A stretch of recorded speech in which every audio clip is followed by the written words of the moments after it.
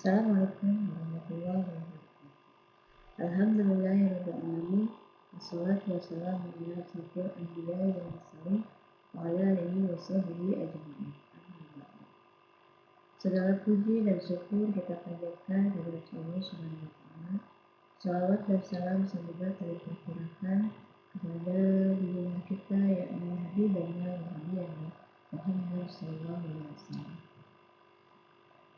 Yang saya hormati para dosen pengaku, yang saya hormati rekan-rekan semuanya, dan saya hormati para penonton dan penonton. Perkenalkan, nama saya Febriana. Saya tercatat sebagai mahasiswi dari STIP Bandung dengan program studi PAH, Pendidikan Islam Anak Muslim. Baik Bapak Ibu, izinkan saya untuk mempresentasikan materi tentang fikih.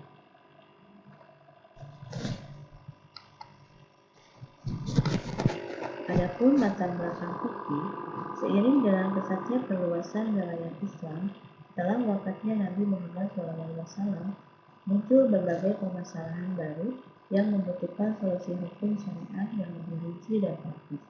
Periode ini ditandai dengan perkembangan fikih secara sistematis dan pembentukan berbagai mazhab fikih karena adanya kebutuhan untuk menjawab persoalan-persoalan yang belum ada di masa Rasulullah SAW. Fikih adalah salah satu bidang ilmu yang membahas tentang hukum syariat Islam.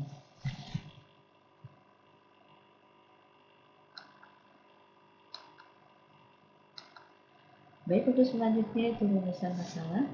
Apa pengertian fikih? Apa saja ruang lingkup fikih? Apa saja sumber-sumber hukum fikih? Apa kegunaan metodologi fikih?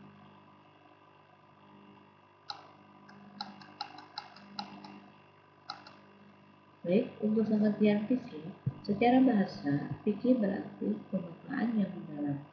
Secara istilah, fikih adalah pengetahuan tentang hukum-hukum syar'i yang bersifat amaliyah atau praktis yang diperoleh dari dalil-dalil terperinci, yaitu Al-Quran, hadis, ijma, dan qiyas. Fikih tidak hanya berfungsi sebagai panduan dalam menjalankan ibadah, namun fikih juga membantu umat Islam dalam memahami aturan-aturan syariat yang mengatur berbagai aspek kehidupan. Untuk selanjutnya yaitu ruang lingkup fikih. Ruang lingkup fikih ada ibadah, muamalah, munakahat, jinayah, dan siasat. Ibadah adalah mengatur hubungan manusia dengan Allah, seperti sholat, puasa, zakat, haji. Lalu yang kedua ada muamalah. Muamalah adalah mengatur hubungan antara manusia dengan urusan duniawi. Dalam urusan duniawi seperti jual beli, sewa menyewa, hutang piutang. Lalu yang ketiga ada munakahat. Munakahat adalah mengatur manusia dalam hal-hal yang berkaitan dengan pernikahan dan keluarga, seperti nikah, talak, waris. Lalu yang keempat ada jinayah. Jinayah adalah mengatur hukum pidana Islam, yaitu perbuatan yang dilarang dan sanksinya, seperti fajir atau seperti qisas. Lalu yang kelima ada siasat.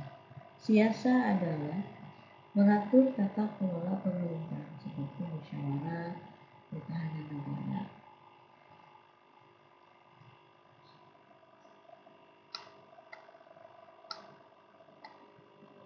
Untuk selanjutnya yaitu sumber-sumber hukum fikih. Sumber-sumber hukum fikih ada yang disepakati dan ada yang diperselisihkan. Sumber-sumber hukum fikih yang disepakati yaitu ada Al-Quran, Al-Hadis atau Sunnah, ada ijma, dan ada qiyas. Al-Quran adalah wahyu yang diturunkan kepada Nabi Muhammad SAW sebagai pedoman hidup manusia. Lalu ada al-hadis.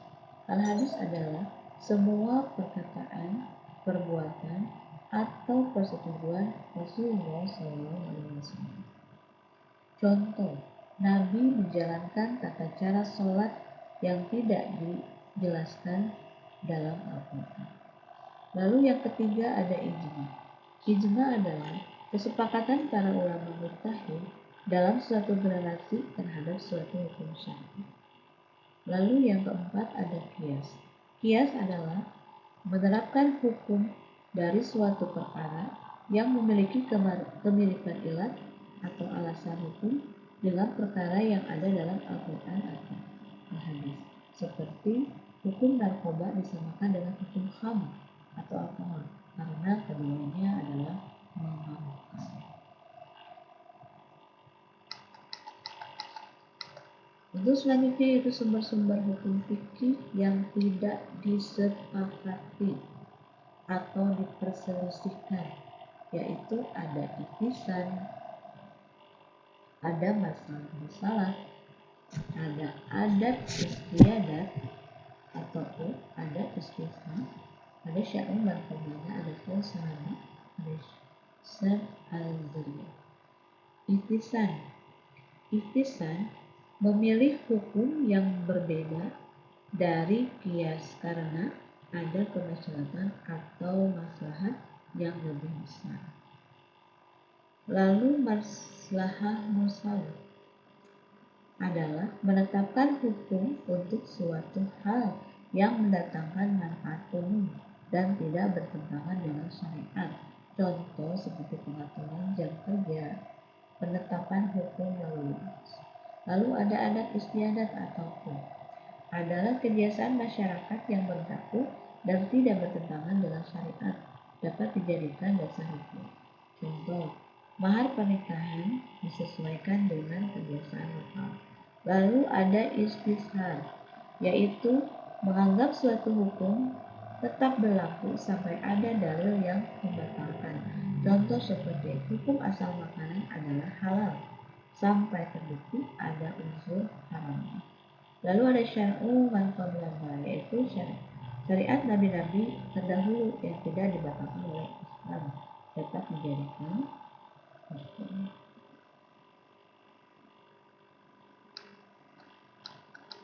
Lalu untuk selanjutnya ada kegunaan mempelajari fikih, yaitu yang kesatu adalah mengetahui halal dan haram.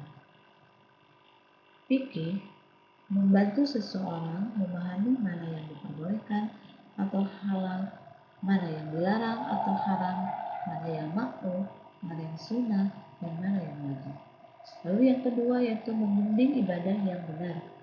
Fikih menjelaskan tata cara beribadah yang benar, seperti bagaimana sholat yang benar, bagaimana puasa yang benar, bagaimana zakat, haji, umroh yang benar. Lalu yang ketiga yaitu membangun kehidupan sosial yang harmonis. Fikih tidak hanya mengatur ibadah, tapi juga mengatur muamalah seperti jual beli, sewa menyewa, hutang piutang, mengatur pernikahan, mengatur Islam. Lalu yang keempat yaitu menumbuhkan kesadaran hukum syariat.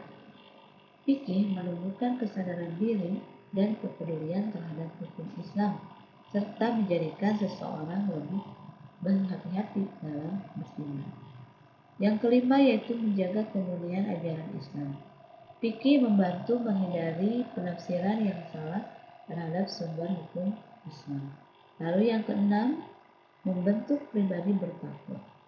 Fikih membentuk pribadi bertakwa dengan meningkatkan kualitas ibadah, mengembangkan akhlak mulia. Fikih membantu kita untuk lebih meningkatkan lagi dalam ibadah kita, lebih bagus lagi akhlak kita.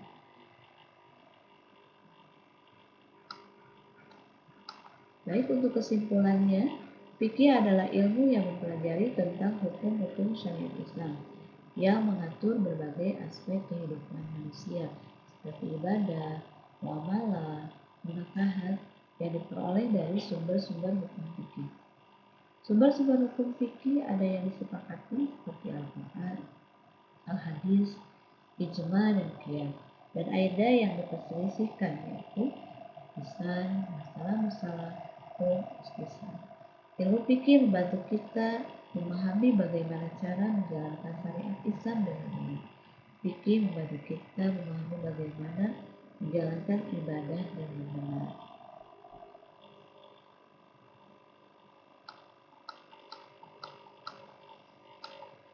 Baik Bapak Ibu, demikian yang bisa saya sampaikan pemaparan tentang materi tentang fikih. Bila ada kata-kata yang salah, saya mohon maaf. Saya akhiri dengan wabillahi taufiq wal hidayah. Wassalamualaikum warahmatullahi wabarakatuh.